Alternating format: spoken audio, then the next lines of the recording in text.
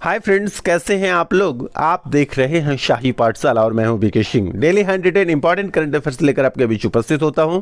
तो आइए शुरू करते हैं। पहला है, भारतीय अंतरिक्ष अनुसंधान केंद्र यानी इसरो ने सतीश धवन अंतरिक्ष केंद्र से PSLV C-52 के द्वारा एक रडार इमेजिंग उपग्रह, याद रखिएगा रडार इमेजिंग उपग्रह, इमेजिंग से सुनकर ही लग रहा होगा कि यह तस्वीर खींचने में सहायता करेगी। तो रडार इमेजिंग उपग्रह प्रक्षेपित किया है। इस PSLV C-50 के द्वारा कुल कितने उपग्रह प्रक्षेपित किए गए हैं? एक प्रमुख है जिसका नाम है EOS-04 या EOS-4 भी कह सकते हैं। इसके साथ दो अन्य और उपग्रह भेजे गए, यानी कुल कितने हो गए? 3 उपग्रह प्रक्षेपित किए हैं। तीनों का नाम क्या है? EOS जो प्रमुख है, यही है रडार इमेजिंग उपग्रह। उसके बाद है इंस्पायर सेट 1 है और तीसरा कौन है? INS-2TD।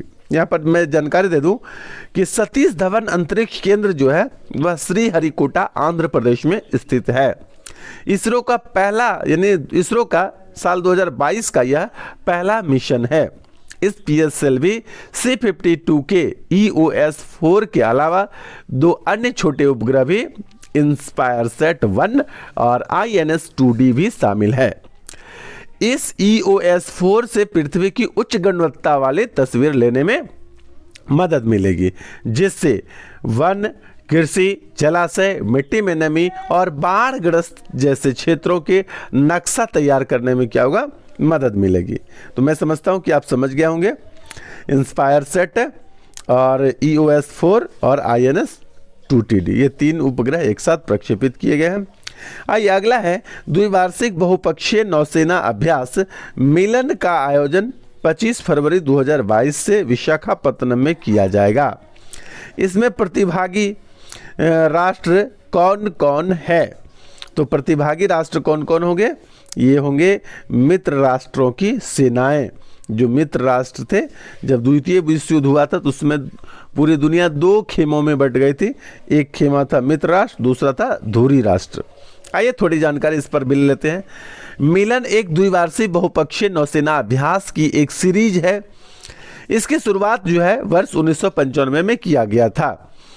द्विवार्षिक बहुपक्षीय नौसेना अभ्यास के सीरीज का उद्देश्य जो है मित्र राष्ट्रों की नौसेनाओं के बीच व्यावसायिक संपर्कों को बढ़ाना और सामुद्रिक क्षेत्र में एक दूसरे की शक्तियों तथा सर्वश्रेष्ठ प्रचलनों से ज्ञान प्राप्त करना है। आगामी 25 फरवरी 2022 से निर्धारित विशाखापत्तनम में इसका 11वां संस्करण, याद रखिएगा कौन सा संस्करण? इस मिलन के 11वां संस्करण का आयोजन किया जाएगा विशाखापत्तनम में, इसलिए हम लोगों के लिए ज़्यादा इम्पोर्टेंट है। 11वां संस्करण का आयोजन किया जाएगा। इस द्विवार्षिक बहुपक्षीय नौसैनिक अभ्यास में कुल 46 देश जो है हिस्सा लेंगे। द्वितीय विश्व युद्ध कब से कब तक चला था? 1939 से लेकर के 1945 तक।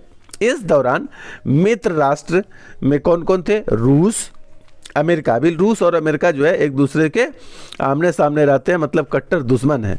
तो उस समय द्वितीय विश्व युद्ध के समय दोनों एक ही थे। रूस, अमेरिका, ब्रिटेन, फ्रांस ये मित्र राष्ट्र में थे। और धुरी राष्ट्र में कौन कौन थे? केंद्रीय राष्ट्र में कौन कौन थे? जर्मनी, जापान और इटली, जिसका नेतृत्व हिटलर किया करते थे। नहीं, चलिए आइए अब अगला चलते हैं। IPL ऑक्शन 2022 में राजस्थान रॉयल्स ने 20 लाख रुपए की बोली लगाकर वैशाली जिला के किस खिलाड़ी को खरीदा है? ये क्वेश्चन जो है यह बिहार के स्टूडेंट के लिए इम्पॉर्टेंट है, ठीक है। अन्य राज्य के स्टूडेंट के लिए बहुत कम इम्पॉर्टेंट है, क्योंकि 20 लाख खिलाड़ियों के खरीद के लिए बहुत कम रकम होती है। आपको मैं जानकारी दे दूं कि पिछले दिनों मैंने बताया था कि सबसे अधिक कीमत जो है वह बिहार से ही संबंध रखने वाले ईशान किशन की लगी है। 15.25 करोड़ रुपए सबसे ज़्यादा बोली इन्हीं की लगी है। तो बिहार के स्टूडेंट के लिए मैं यहाँ पर बता दूं कि वैशाली जिला के एक लड़के हैं, क्या नाम है? अनुनय नारायण सिंह। इसकी बोली राजस्थान रॉयल्स ने 20 लाख रुपए लगाई है और इसको भी अपने टीम में शामिल कर लिया है, ठीक है। अगला है, दलित महिला पत्रकार पर आधारित किस डॉक्यूमेंट्री फिल्म को ऑस्कर पुरस्कार 2022 के लिए नामित किया है। यह बिहार और उत्तर प्रदेश की बॉर्डर पर की बात है, तो याद रखिएगा। डॉक्यूमेंट्री फिल्म का नाम भी याद रखिएगा। तो क्या नाम है? Writing with fire, writing with fire, ये नाम है डॉक्यूमेंट्री फिल्म का। ठीक है, अब अगला है, केंद्र सरकार ने पुलिस आधुनिकीकरण योजना की अवधि कितना समय के लिए, कितना बढ़ाने का मतलब कितना समय बढ़ाने का जो है फैसला किया है। तो पुलिस आधुनिकीकरण योजना को 5 वर्ष के लिए जो है बढ़ाने का फैसला किया है। अब इसका जो अवधि होगा वो कब तक होगा? 2025-26 तक जारी रहेगा। यानी पुलिस का जो आधुनिकीकरण, आधुनिक बनाने की जो योजना थी, अब 5 वर्ष के लिए इसको बढ़ा दिया गया है। अब यह कितना वर्ष तक होगा? 2025-26 वर्ष तक जारी रहेगा पुलिस आधुनिकीकरण योजना। अब अगला है, गृह मंत्रालय ने भारत की सुरक्षा के मद्देनजर कितने चाइनीज ऐप को बैन करने का सिफारिश किया या योजना बनाई है। ठीक है, तो चाइनीज के 54 ऐप को जो है कि बैन करने का फिर से योजना बनाया है, जिसमें कि ब्यूटी मेकअप वाला एक है, आपका फ्री फायर भी है, और भी बहुत सारी ऐप है जो कि सुरक्षा के मद्देनज़र इसको बैन करने का योजना बनाई है। इससे पहले भी 100 से ऊपर mobile app, Chinese mobile app को जो है बैन किया जा चुका है। उसके बाद आइए, अगला है, केंद्र सरकार द्वारा किस राज्य की मुख्यमंत्री भिक्षावृत्ति निवारण एवं पुनर्वास अभियान को अपना लिया है। तो केंद्र सरकार ने राज्य की एक योजना थी मुख्यमंत्री भिक्षावृत्ति निवारण और पुनर्वास अभियान, उसको अपनाया है और केंद्र सरकार ने उसका नाम क्या रखा है? स्माइल। आप इसको जानते होंगे। इसमें ट्रांसजेंडर व्यक्तियों और भिखारियों को जो है उसके उत्थान के लिए इस योजना को केंद्र ने लाया है। ये किस सरकार की पहले योजना थी, किस राज्य सरकार की योजना के तर्ज पर इसे बनाया गया है? तो बिहार, आपको यहाँ पर मैंने सर्किल बना दिया है। जानकारी दे दूं कि केंद्र की मुस्कान योजना जो है बिहार की मुख्यमंत्री भिक्षावृत्ति निवारण एवं पुनर्वास अभियान के तर्ज पर जो है प्रारंभ किया गया है। अब आइए, अगला प्रश्न है, निधन से रिलेटेड है। ऑटोमोबाइल कंपनी के पूर्व चेयरमैन राहुल बजाज का निधन हो गया। ठीक है, तो आपको याद रखना है कि राहुल बजाज जो है यह ऑटोमोबाइल कंपनी बजाज ऑटोमोबाइल के पूर्व चेयरमैन थे। उनका जो है हृदय गति रुक जाने से क्या हुआ कि निधन हो गया है। अब अगला है, प्राकृतिक खेती को बढ़ावा देने के लिए जीविका कार्यक्रम, कौन सा कार्यक्रम? जीविका नहीं है, जीवा कार्यक्रम को किस बैंक ने शुरू किया है? जीवा कार्यक्रम की शुरुआत किस बैंक ने किया है? तो राष्ट्रीय कृषि और ग्रामीण विकास बैंक, इसको हम लोग बोलते हैं नाबार्ड, NABARD, नाबार्ड। ठीक है, इसको हिंदी में क्या बोले? राष्ट्रीय कृषि और ग्रामीण विकास बैंक। इन्होंने एक प्राकृतिक खेती को बढ़ावा देने के लिए जीवा कार्यक्रम की शुरुआत की है। बहुत इंपॉर्टेंट प्रश्न है आपके लिए, भी हो जाएगा PVI। अब अगला है, हाल ही में आए जियो मैग्नेटिक स्टॉर्म यानी सोलर तूफान। जियो मैग्नेटिक स्टॉर्म का मतलब क्या हुआ? सोलर तूफान से 40 से अधिक भी कहा जा सकता है। बहुत सारे न्यूज में ऐसा मिला था 40 से भी अधिक, तो कम से कम माना जा रहा है कि 40 सैटेलाइट जो है वह नष्ट हो गए थे। यह किस कंपनी का सैटेलाइट था? तो ये था स्पेस एक्स का। ठीक है, स्पेस एक्स का जो सैटेलाइट है, 40 से अधिक सैटेलाइट जो है इस जियो स्टॉर्म या सोलर तूफान के आने से क्या हुआ? नष्ट हो गया था। उसके बाद अगला है, देश में अब तक का सबसे बड़ा बैंक फ्रॉड कितने करोड़ रुपए का?